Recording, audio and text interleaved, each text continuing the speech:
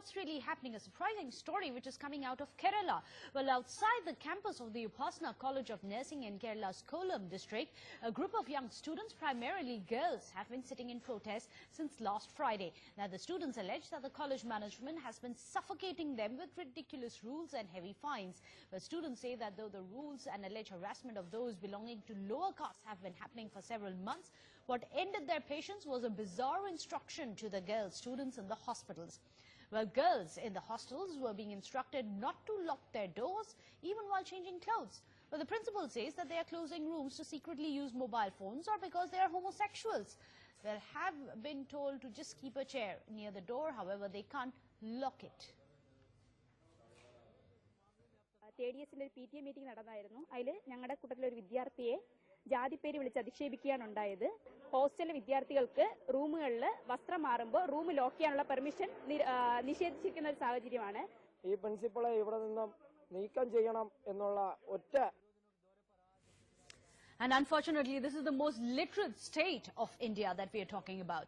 But with that, let's move on in the bulletin. When the President and Prime Minister pitched for One India, One Poll, regional satraps, remember, raised the banner of assault on federalism.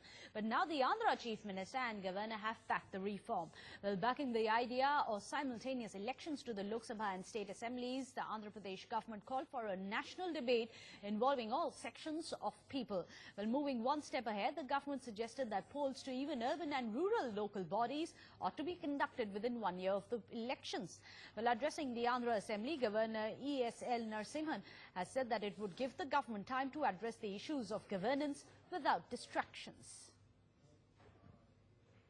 My government is in full agreement with the elections to both the state assemblies and Lok Sabha to be held simultaneously so that governments of the state and the centre could pay their undivided attention to the issue of policy and governance during their tenures.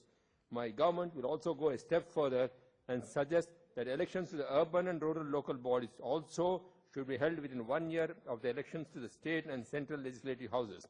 This will give the governments a full 4 years of undistracted time to address issues of governance. In this regard, in order to take a considered view, it is desirable to have a national debate involving all sections of people. Well, this is the line of thinking in the centre, which I think is reflected in the speech of the Andhra Pradesh governor and the constituent ally in Andhra Pradesh. Be what it may, it involves a constitutional amendment. It is practically impossible in a country like India. This is not a small state like Gujarat that you can have elections simultaneously and what have you. This is a Herculean task. Theoretically, it may sound good. But the fact of the matter is that even the Election Commission has expressed reservations about it. The government and the opposition parties must get together and try and see if a system can be evolved in which assemblies don't get dissolved as it happened in the past. Now, how do you evolve that system? Because there is no guarantee that in future, especially in the smaller states where assemblies are smaller, we do have at times, hung assemblies or minority governments, in which cases you will have over time some state governments going off the Lok Sabha record.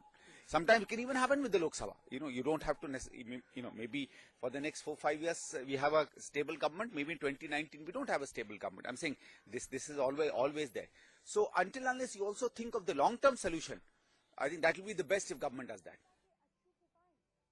BJP fails to recognize the diversities of our country, and diversities should be acknowledged and celebrated. Instead of that, BJP wants to impose a kind of uniformity on the whole country, which is impractical and it is not feasible. That's what we understand.